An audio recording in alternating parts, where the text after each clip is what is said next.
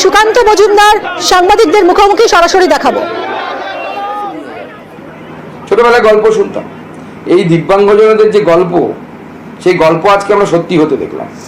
তৃণমূল কংগ্রেসের সাথে মানুষ নেই, শাসক দল হয়ে 10-15 জন লোক নিয়ে যেভাবে পুলিশ তাদেরকে কাঁধে নিয়ে বনকে বন্ধ করার জন্য আজকে চেষ্টা করে গেল সমানে, এবং জনতা ভারতীয় জনতা পার্টির সাথে একত্রিত হয়ে বনকে যেভাবে সর্বাত্মক করলো, সেজন্য বাংলার মানুষকে আমি ধন্যবাদ জানাই।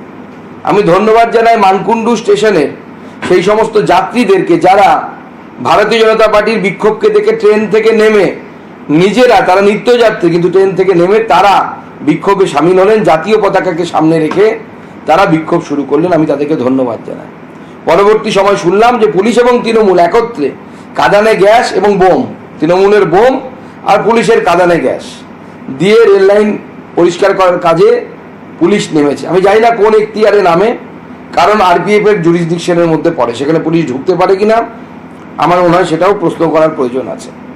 কিন্তু আমি পুলিশকে বলতে চাই, যেভাবে আপনারা টেনে হিচড়ে ভারতীয় জনতা পার্টির নেতৃত্বদেরকে, প্রাক্তন সভাপতি রাহুল সেনা, আমাদের রাজ্যসভার সাংসদ শ্রমিক ভট্টাচার্য, লকেট চ্যাটার্জি, আমাদের সাধারণ সম্পাদিকা সহ সজল ঘোষ, তারও বাড়ি পুলিশ এই মুহূর্তে ঘিরে ধরেছে।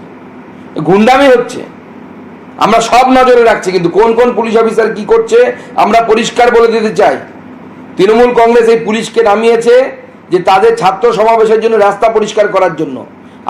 আপনারা বাংলার জনতার চাকর, মমতা বন্দ্যোপাধ্যায়ের বাড়ির চাকর না, সেই জন্য এখনো সামলে যান, সময় এসেছে।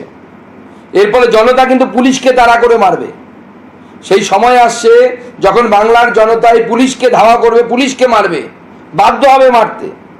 আপনারা যেভাবে দলদাসের মতো কাজ করছেন, আর শ্রমিক ভট্টাচার্যের মতো একজন নেতাকে আপনারা টেনে হিচড়ে তুলে নিয়ে যাচ্ছেন, অ্যারেস্ট করছেন। শিষ্টাচার, ভদ্রতা, শিক্ষা বলে তো একটা কথা আছে নাকি? বাংলাকে মাননীয় মুখ্যমন্ত্রী কি করতে চাইছেন? পুলিশ স্টেট তৈরি করতে চাইছেন। আমরা তীব্র প্রতিবাদ জানাচ্ছি।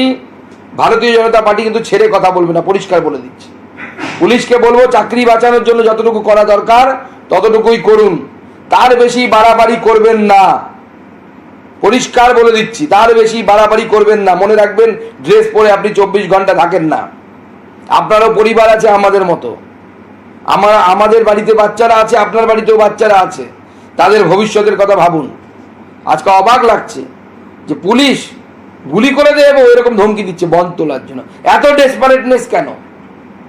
তৃণমূলের ছাত্র পরিষদের মিছিল করাতে হবে বলে, তৃণমূল ছাত্র পরিষদের জমায়েত করাতে হবে বলে? মাননীয় মুখ্যমন্ত্রীকে বলতে চাই যে আপনি এই বাংলার জনতার সব রকমের আস্থা, বিশ্বাস সমস্ত কিছু হারিয়েছেন।